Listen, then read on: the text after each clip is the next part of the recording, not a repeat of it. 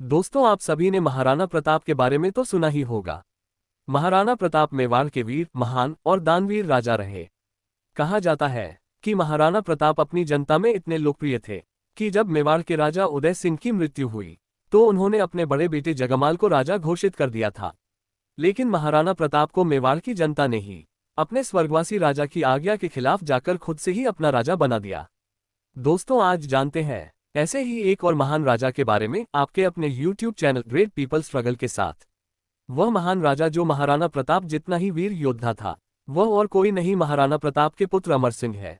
दोस्तों, कहा जाता है कि बड़े वृक्ष के नीचे कोई छोटा वृक्ष नहीं उग सकता।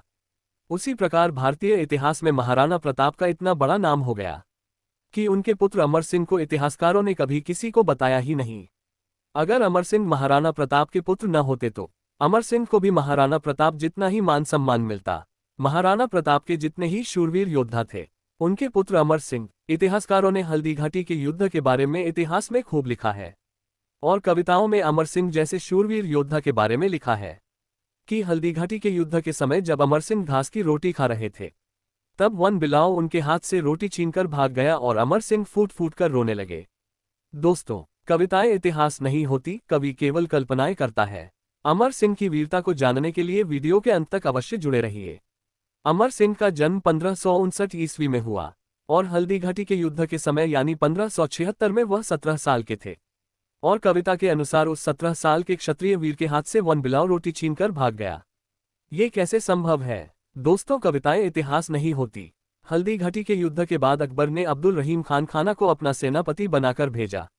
लगभग 1580 में रहीम जी अपनी सेना का कैंप शेरपुर में लगाकर बैठ गए।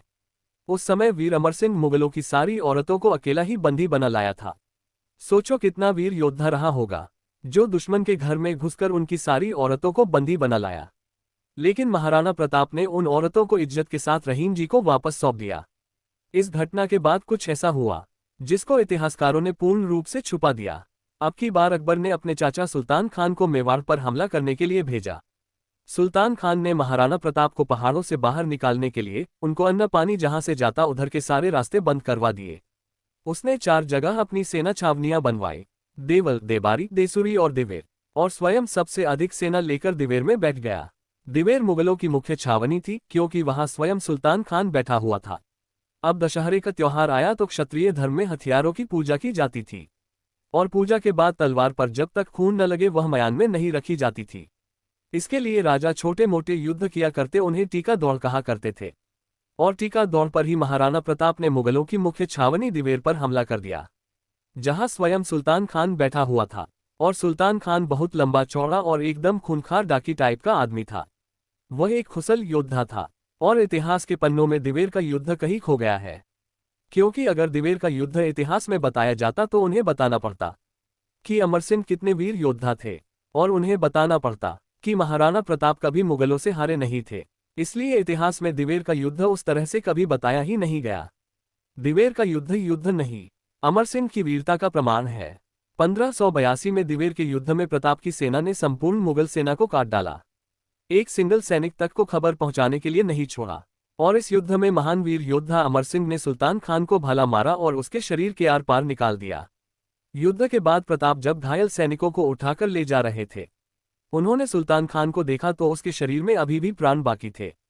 और महान महाराणा प्रताप ने जब मरते हुए सुल्तान खान से उसकी आखिरी इच्छा पूछी तो उसने कहा कि मुझे उस लड़के को देखना है जिसने मुझे भाला मारा है। तो प्रताप ने सोचा कि जब तक अमर सिंह को बुलाएंगे तब तक इसके प्राण निकल जाएंगे।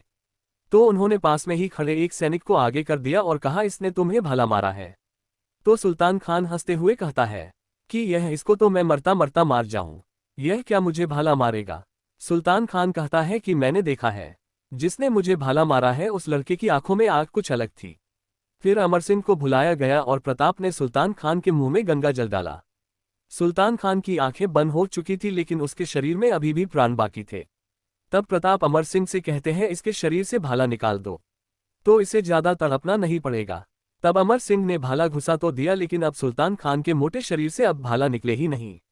तो अमर सिंह ने अपने दोनों पैर सुल्तान खान के शरीर पर रखकर दोनों हाथों से भाला निकाला, तब जाके भाला बाहर आया। और सुल्तान खान मरते मरते अमर सिंह से कहता है, तुम वीर पिता के एक वीर पुत्र हो, तुम महान योद्धा हो जिसने इतनी छोटी उम्र में ही सुल्तान खान को भाला मारा है। तो दोस्तों, इसी के साथ महाराणा प्रताप जितने ही शूरवीर और महान योद्धा की कहानी समाप्त हुई।